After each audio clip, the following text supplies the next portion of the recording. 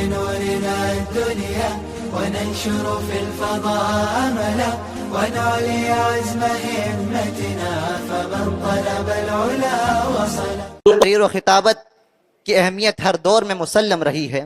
حضرت انسان نے تقریر و خطابت کو حصول مقاصد و مطالب کا ذریعہ بنایا اور عظیم اور بے شمار بے شمار امراض کا علاج اور انگنت دردوں کی دوا ہے، جس کی ضرورت محلے کی چوپال سے لے کر ایوان سیاست تک پڑتی ہے. خطابت مسجدوں میں زینت محراب و ممبر ہے. خطابت معرکوں میں تیر ہے، تلوار و خنجر ہے. جی ہاں، اس کا سراغ سیرت رسول صلی اللہ علیہ وسلم سے ملتا ہے کہ آپ جہاں ایک طرف ممبر مسجد پر جلوہ افروز ہو کر اپنے فصیح و بلیغ خطابت سے اسلام پر عمل پیرا ہونے کی تاکید فرماتے، وہیں پر میدان کالزار میں اسلام پر مر مٹنے کی تلقین فرماتے، فوج کے عزائم بلند فرماتے، لہو کو گرماتے اور ان کے دلوں کو مزدہ جنت سنا کر کے تڑپاتے. خطابت کی گلفشانی مسلم ہے زمانے میں، یہ نجاشی کے آگے جعفر طیار بن جائے. اس لازمی تمہید کے بعد اب میں محمد امجد عربی چہرم دال کے طالب علم کو دعوت خطاب پیش کرتا ہوں کہ وہ آئیں اور اپنے منتخب عنوان پر تقریر پیش کریں.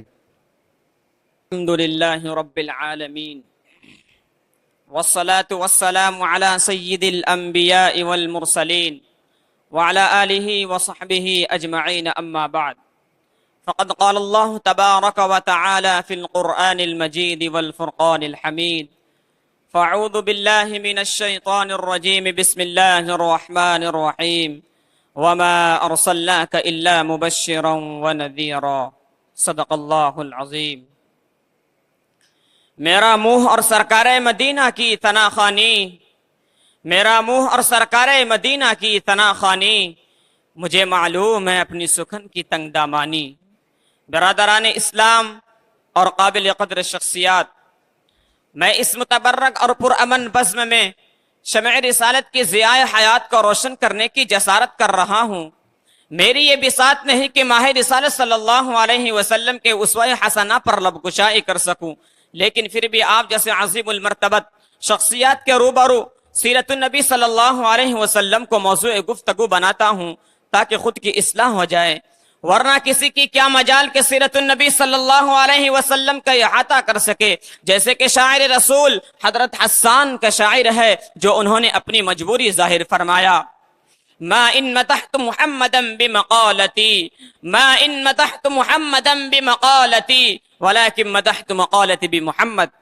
میری یہ بساط نہیں کہ اپنے اشعار سے مدحت رسول کا حق ادا کر سکوں، ہاں میں نے ذکر رسول صلی اللہ علیہ وسلم سے اپنے اشعار کی ضرور مدح سرائی کی ہے. کسی اردو شاعر نے کہا، قلم میرا قاصر زباں میری عاجز، محمد کی عظمت بتاؤں میں کیسے. قلم میرا قاصر زباں میری عاجز، محمد کی عظمت بتاؤں میں کیسے. ہم محبوب رب امام الرسل و فضائل مکمل سناؤں میں کیسے.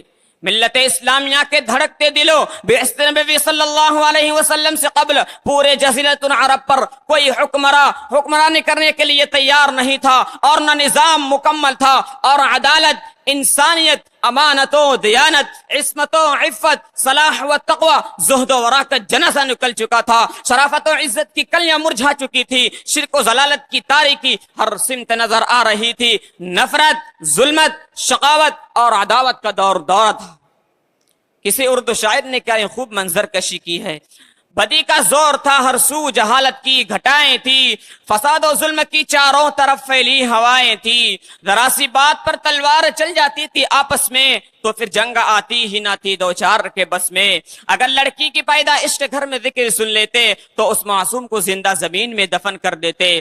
غرض جو بھی برائی تھی سب ان میں پائی جاتی تھی، نہ تھی شرم و حیا آنکھوں میں، گھر گھر بے حیائی تھی. مگر اللہ نے جب ان پر اپنا رحم فرمایا تو عبداللہ کے گھر میں خدا کا لاڈلا آیا.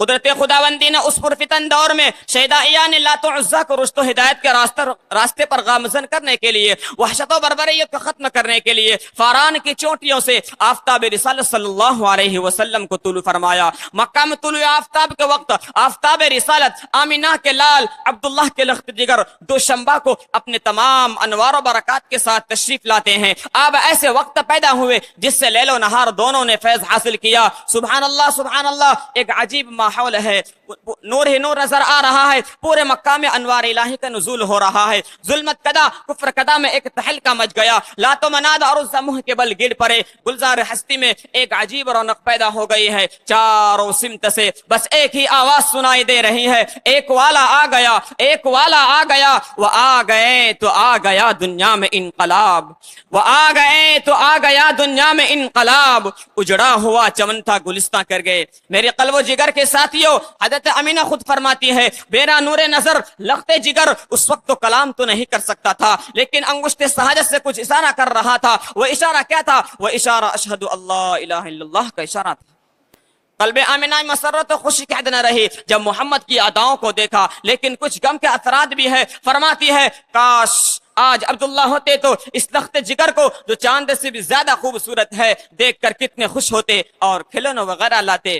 غیب سے آواز آتی ہے، اے آمینہ فکر مت کرو، میں اس کا رب ہوں، مربی بھی، استاد بھی، سب کچھ میں ہوں اس کا۔ اگر یہ بچہ کھلونا مانگے تو چاند کو کھلونا بنا دوں گا، اگر سیر و تفریح کو دل چاہے تو معراج پہ بلا لوں گا، اگر کوئی شہادت طلب کرے تو پتھروں سے بھی کلمہ پڑھا دوں گا۔ اس کے بعد عبد المطلب آتے ہیں، سوال کرتے ہیں، اے آمینہ کوئی نام سوچا ہے؟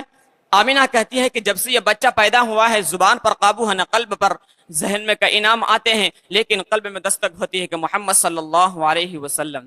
عبد المطلب نے کہا، سبحان اللہ، اے آمینہ اس نام کو اور اس نام کا بچہ میں نے پورے جزیرۃ العرب میں نہ دیکھا اور نہ سنا۔ آمینہ کہتی ہے کہ آپ نے تو نام نہیں سنا ہوگا، اس جیسا بچہ بھی پورے جزیرۃ العرب ہی کیا پورے دنیا میں موجود نہ ہوگا۔ یہ وہ بچہ ہے جس کی تعریف خود رب کائنات کرتا ہے۔ وَرَفَعْنَا لَكَ ذِكْرَكَ۔ ملت اسلامیہ کے پاسبانوں، آپ کا نام محمد ہی نہیں تھا بلکہ عنوان بن گیا تھا، آپ کو تمام محاسن کا ایک خوبصورت گلدستہ بنا دیا تھا۔ ہمارے نبی صلی اللہ علیہ وسلم کے اندر حضرت آدم کی صورت تھی، حضرت شیس کی معرفت تھی، حضرت نوح کی جاعت تھی، حضرت ابراہیم کے اخلاق تھے، حضرت اسماعیل کی زبان تھی، اسحاق والی رضا، صالح والے فصاحت تھی، لوط والی حکمت، یعقوب والی بشارت تھی، موسیٰ والا جلال، ایوب والا صبر تھا، یونس والی اطاعت، یوشع والا جہاد تھا، داؤد والی خوشحالی، دانیال والی محبت تھی، الیاس والا وقار، یحییٰ والی عصمت تھی اور عیسیٰ والا زہد تھا۔ ہمارے نبی صلی اللہ علیہ وسلم سارے انبیاء علیہم السلام کا ایک خوبصورت گلدستہ تھا۔ تقدیر حلیمہ کی جاگی رحمت کے بادل چھاتے ہیں، تقدیر حلیمہ کی جاگی رحمت کے بادل چھاتے ہیں، گھر جگمگ جگمگ ہوتا ہے تشریف محمد لاتے ہیں۔